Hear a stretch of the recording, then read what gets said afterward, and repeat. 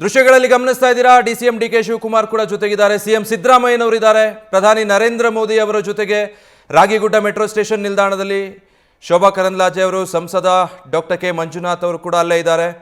So ಅಲ್ಲಿ ಸಂಪೂರ್ಣ ಆ ಮಾಡೆಲ್ಗಳನ್ನು ಗಮನಿಸ್ತಾ ಇದ್ದಾರೆ. ಪ್ರಧಾನಿ ನರೇಂದ್ರ ಮೋದಿ ಮೊದಲ ಪ್ರಯಾಣಿಕನಾಗಿ ಅದನ್ನು ಉದ್ಘಾಟಿಸಿದ್ದಾರೆ. ಟೋಕನ್ ಇಡುವ ಮೂಲಕ ಆ ಗೇಟನ್ನು ಓಪನ್ ಮಾಡಿ ನಿಲ್ದಾಣಕ್ಕೆ ಆಗಮಿಸಿ ಹಸಿರು ನಿಶಾನೆ ತೋರಿರುವಂಥ ದೃಶ್ಯ. ಕೆಲವೇ ಕ್ಷಣಗಳ ಮುಂಚೆ ರಾಗಿಗುಡ್ಡ ಮೆಟ್ರೋ ಸ್ಟೇಷನ್ನಲ್ಲಿ ಹಲವು ವರ್ಷಗಳಿಂದ ಬೆಂಗಳೂರಿಗರು ಕಾದು ಕುಳಿತಿದ್ದಂತಹ ಹಳದಿ ಮಾರ್ಗದ ಮೆಟ್ರೋ ರೈಲಿನ ಸಂಚಾರಕ್ಕೆ ಪ್ರಧಾನಿ ನರೇಂದ್ರ ಮೋದಿ ಅವರು ಹಸಿರು ನಿಶಾನೆ ತೋರೋದ್ರ ಮೂಲಕ ಅದನ್ನು ಇನಾಗ್ರೇಟ್ ಮಾಡಿದಂತಹ ದೃಶ್ಯಗಳನ್ನು ನೀವೀಗ ಗಮನಿಸ್ತಾ ಇದ್ದೀರಾ.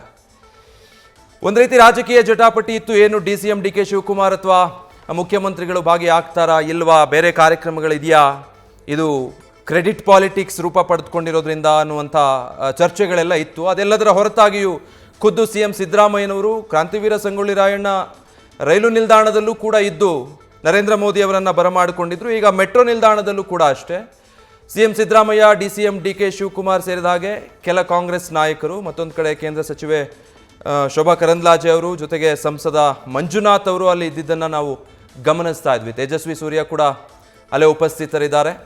ಪ್ರಧಾನಿ ನರೇಂದ್ರ ಮೋದಿ ಮೊದಲ ಟಿಕೆಟ್ ಆ ಟೋಕನ್ ಅನ್ನು ಇಟ್ಟು ಗೇಟ್ಸ್ ಓಪನ್ ಮಾಡೋದ್ರ ಮೂಲಕ ರಾಗಿಗುಡ್ಡ ಮೆಟ್ರೋ ಸ್ಟೇಷನ್ ಪ್ಲಾಟ್ಫಾರ್ಮ್ ಅನ್ನು ತಲುಪಿ ಹೂವಿನಿಂದ ಅಲಂಕೃತಗೊಂಡು ಸಜ್ಜಾಗಿ ನಿಂತಿದ್ದಂತಹ ಹಳದಿ ಮಾರ್ಗದ ರೈಲು ಸಂಚಾರಕ್ಕೆ ಹಸಿರು ನಿಶಾನೆ ತೋರಿಸೋದ್ರ ಮೂಲಕ ಗ್ರೀನ್ ಸಿಗ್ನಲ್ ಕೊಟ್ಟಿದ್ದಾರೆ. ಸೊ ಇನ್ನು ಮುಂದೆ ಈ ಮಾರ್ಗದಲ್ಲಿ ಮೆಟ್ರೋ ರೈಲುಗಳ ಸಂಚಾರ ಆರಂಭ ಆಗುತ್ತೆ.